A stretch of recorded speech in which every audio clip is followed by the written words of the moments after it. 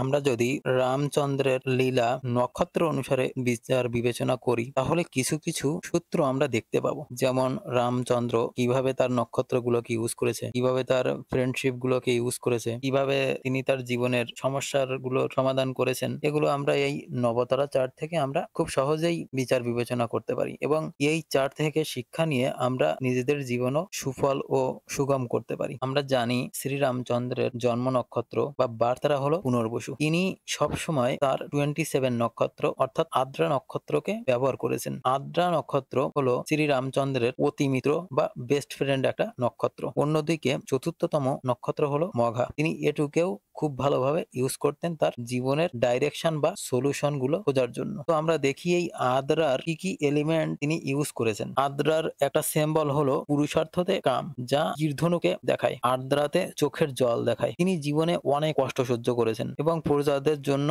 তার চোখের জলও ঝরেছে অনেক সময়। অন্যদিকে তিনি ভগবান শিবের পূজা আরাধনা করতেন এবং যারা ভগবান শিবকে পছন্দ করতেন না, শ্রী রামচন্দ্র তাদেরকেও ঘৃণা করেন এবং এই আদ্রা নক্ষত্রের যে সিম্বল ধনুর বাণ তিনি সবসময় তার কাছে ধারণ করতেন। আর এই আদ্রা নক্ষত্র সবসময় তাকে প্রোটেকশন করত এবং সহযোগী হয়ে তার সমস্যাকে সমাধান করত। অন্যদিকে মঘা নক্ষত্র যা ডেইটি হলো পিতৃ, তিনি সবসময় সলিউশন খোঁজার জন্য পিতরের ধ্যান করতেন। তিনি বট গাছের নিচেও অনেক সময় ধ্যান করেছেন সলিউশন পাওয়ার জন্য। এভাবে তিনি তার 27তম নক্ষত্র এবং 4তম নক্ষত্র ব্যবহার করে গেছেন। আমাদের জীবনেও সবসময় 27 নক্ষত্র এবং 4th নক্ষত্র ব্যবহার করা উচিত এবং বীজ মন্ত্রগুলো জপ করা উচিত। তাহলে আমরা একদিকে আমাদের সলিউশন পাবো, জীবনে ডাইরেকশন পাবো এবং অন্যদিকে আমাদের এই 27 নক্ষত্র আমাদের জীবনে শুধু সাপোর্টই করে না, এটা ওয়েলথ এবং প্রসপারিটিও আনে।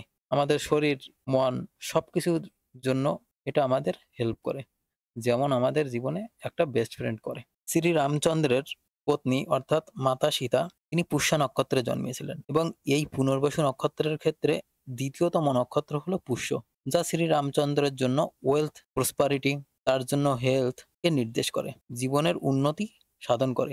অন্যদিকে যেহেতু মাতা সীতার পুষ্য নক্ষত্র এবং তার 27th নক্ষত্র হলো পুনর্বসু, একজনের জন্য হচ্ছে 27th নক্ষত্র, অন্যজনের জন্য হচ্ছে সেটা সেকেন্ড নক্ষত্র।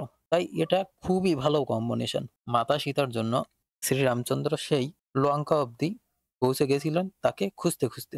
বিভিন্ন জায়গা থেকে তিনি অনেক সাহায্য পেয়েছিলেন। তিনি এই মাতা সীতার খোঁজার উদ্দেশ্যে যখন বেরিয়েছিলেন তিনি পথে অনেক অ্যাসাইনমেন্ট করেছেন।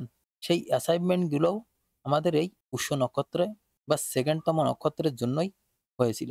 তিনি যখন মাতা সীতাকে উদ্ধার করতে যান তখন শ্রী হনুমানের সাথে তার দেখা এবং রামচন্দ্রের যত বাধা বিপত্তি সবকিছুই তিনিই মোচন করেছেন, সংকট মোচন শ্রী হনুমানজি। শ্রীমান হনুমানজির জন্ম নক্ষত্র হলো সোয়াতি, যা আবার বেস্ট ফ্রেন্ডের মধ্যে পড়ে। রামচন্দ্রের ক্ষেত্রে শ্রীমান হনুমানজি তার সবকিছুকেই, তার সব দুঃখকেই তারণ করেছিলেন। আমরা যদি সোয়াতি নক্ষত্রের দিকে একবার দেখি, সেকেন্ডতম নক্ষত্র হলো পুনর্বসু, যা আবার ধন সম্পদ, প্রসপারিটি, মান সম্মানকে নির্দেশ করে।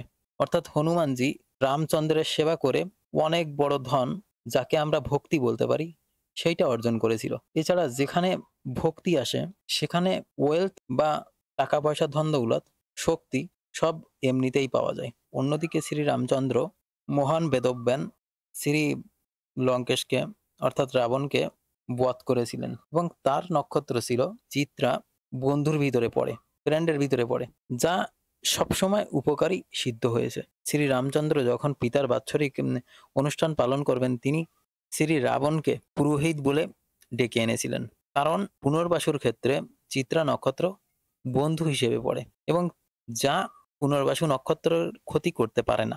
কিন্তু আমরা যদি চিত্রা নক্ষত্র দেখি সেক্ষেত্রে পুনর্বাসু নক্ষত্র ডেঞ্জার, যা বিপদকে দেখায়। শ্রী রাবণ এর নক্ষত্র চিত্রা এবং অন্যদিকে রামচন্দ্রের নক্ষত্র পুনর্বাসু। তাই রাবণ এর জন্য রামের এই পুনর্বাসু নক্ষত্রই কাল হয়ে গেছিল এবং রামচন্দ্র রাবণকে বধ করেছিলেন।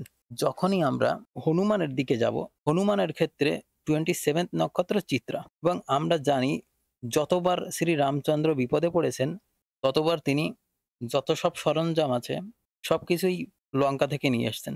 যেমন সুসেন বৈদ্যকে হনুমানজি পুরো তুলে নিয়ে আসছিলেন, রাবণ এখানে কিছুই করতে পারেনি। যেহেতু হনুমানজির নক্ষত্র স্বাতি এবং রাবণের নক্ষত্র চিত্রা, তাই শ্রী হনুমানজি কখনোই এই চিত্রা নক্ষত্রধারী রাবণকে বধ করেনি। অন্যদিকে চিত্রার ক্ষেত্রে অর্থাৎ রাবণের ক্ষেত্রে স্বাতি অর্থাৎ হনুমানজি দ্বিতীয়তম নক্ষত্র।